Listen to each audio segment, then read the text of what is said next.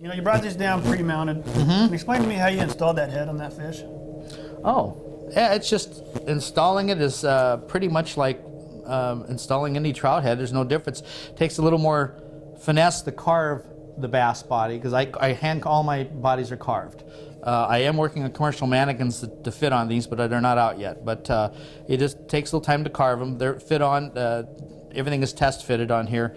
There is a line in there that's drawn, a black line that's still under the form, you can see, and that's where I traced the gill line out before I mounted the fish, so I knew right where to properly adjust the head. But as far as attaching, what I do then is I pre-check the head, and then I will take some foam, expanding foam, and pour a little bit into the head and let it come up, and then I put a little hot glue on either side where it's going to attach, and I push the head in there, wait for the hot glue to set, and then watch to make sure the foam doesn't come up too high. The A and B expanding foam you use on your deer forms is a little too hot.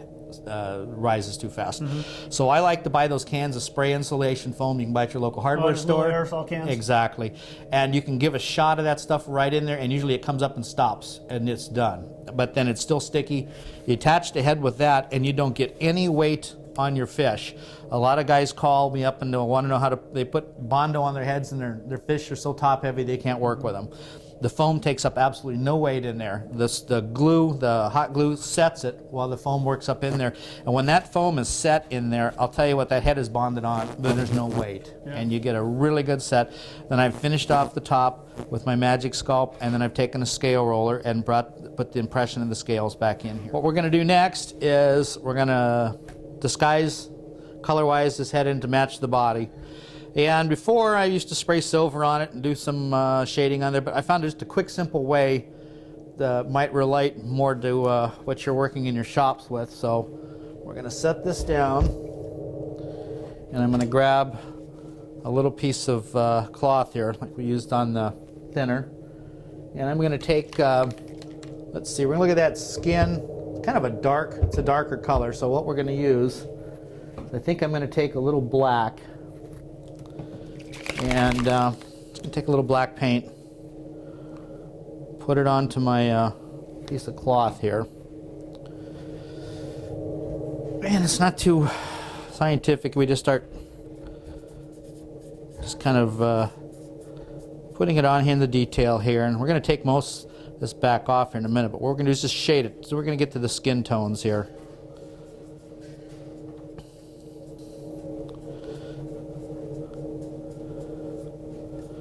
We're going to come back and do this a little later in a painting or two to add some more detail, but this helps visually, helps a lot of guys get on with their paint schedules. I get calls and they just don't know where to go with a head that's kind of different than the body, so we'll do that.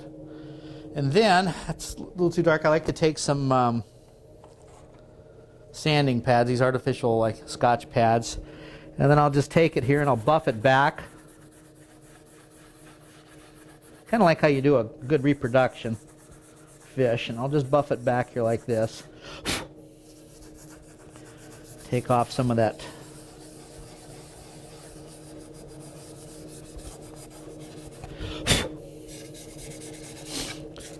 not a lot, just enough that, see, we've kind of blended in now, we've got a little more skin tone effect there, and it helps a lot of these guys paint them easier. So what we're going to do next is we're going to do our markings on our fish. These are your lateral line markings, your vertical bandings, your bars on the eyes, and again, good reference for that is a must. Here's a good picture here, and as you can see on your largemouth bass, the main lateral line here markings, and it's just a broken pattern. And if you're familiar with the bass in your area, get local pictures and you can customize your fish to match what you need. And we're going to be doing that today with just a little like artist brush and my black paint. I used to do them with an airbrush, and I find they look too artificial. They're too rounded, they need to be more jagged, more natural looking, so we're going to apply them here with a brush. Just use your reference here too. If you're not familiar with this, we've got our reference here, the bandings on our bass. And I like to start prominent on the eyes. And we'll just start making our bass markings on the eye. Just by giving a little pressure on there with that brush, we can get a nice pattern on here that doesn't look sprayed.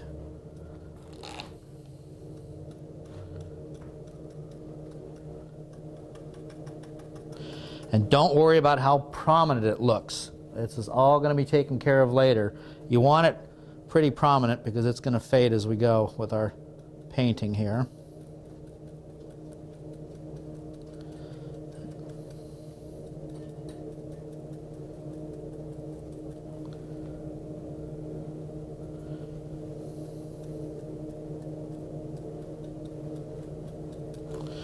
And one of the little references I like to use is when you do one side of the bass, flip it over, do the other. We're going to do our markings now, lateral line markings on our bass. And again, refer back to your reference if you're not confident with this, and see on our fish how the lateral line markings pretty much are a straight shot right to the tip of the gill here, even though the actual scale pattern of the bass arches up. Don't follow that, follow the straight line. And to do that, a little more black paint on here, and don't try to do it all at once. I'll make eyeball a line like this to follow, so then I can go back and fill this in. If you try doing each one, you'll end up with a crooked pattern for sure. So we'll start here, and I kind of leave a space between them as I go, and then go back and fill in.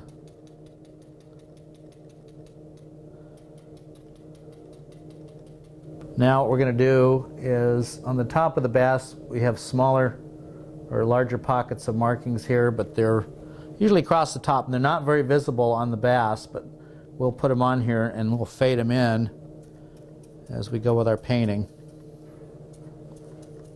And they were just in a regular pattern up top there.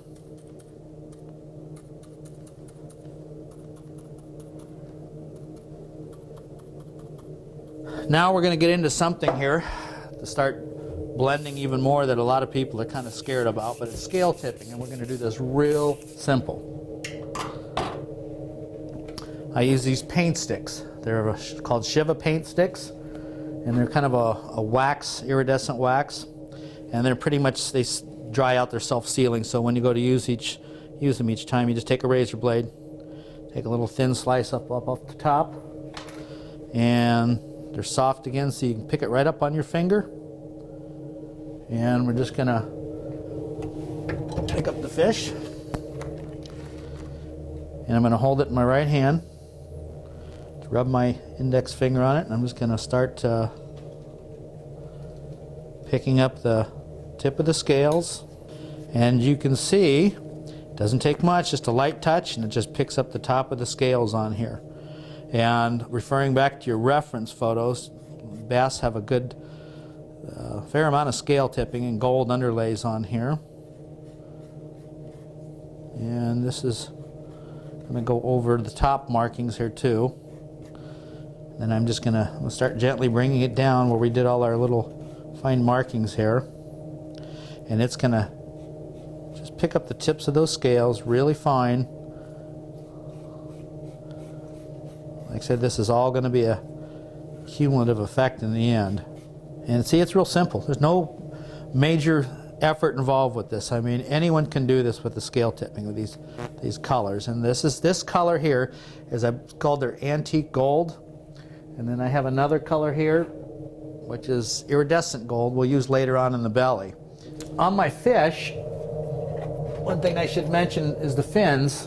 The fins on these are pretty tough and they're pretty flexible. These don't have any backing to them. They aren't torn enough to put fin tape on there. But I like to use tough fin is what I brush on here, and it's about 4 coats on here. It's good, flexible. Start doing my detailed markings on the mouth.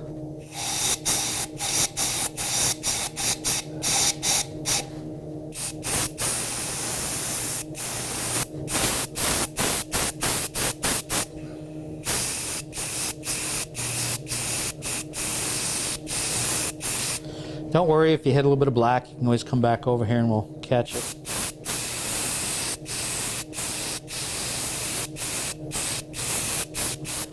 And I've got my flex eyes here.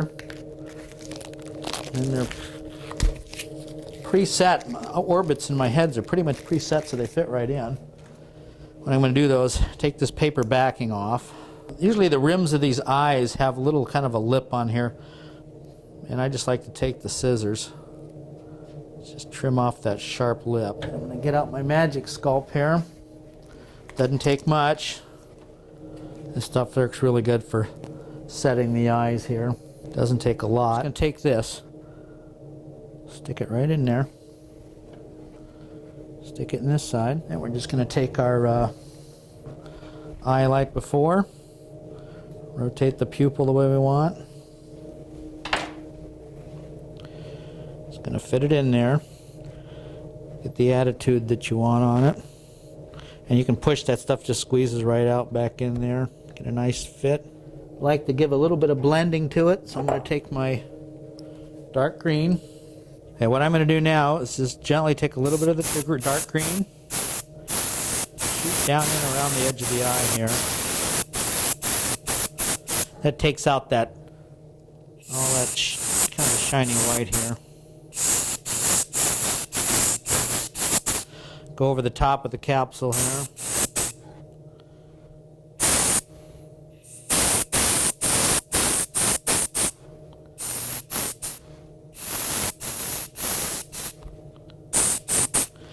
A nice blend on it like that. Okay, we're gonna install our gills and our fish, and a lot of this then is personal preference, whatever you like. I prefer for my gills, I buy these chenille bumps, and they're wired. I just pre-bend them, and I can take them and tuck them right up into my fish heads, right in there.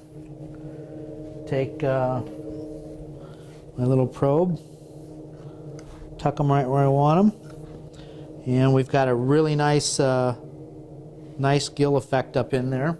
I like to take these fish after I'm done with the spray-on gloss, and then I usually use a brush on Envirotex Light. I like a really thick gloss on my fish, so I tend to do that. So I would not even do anything to these gills for my fish. I will just install them and then set the fish up on its stand and do the Envirotex on it. And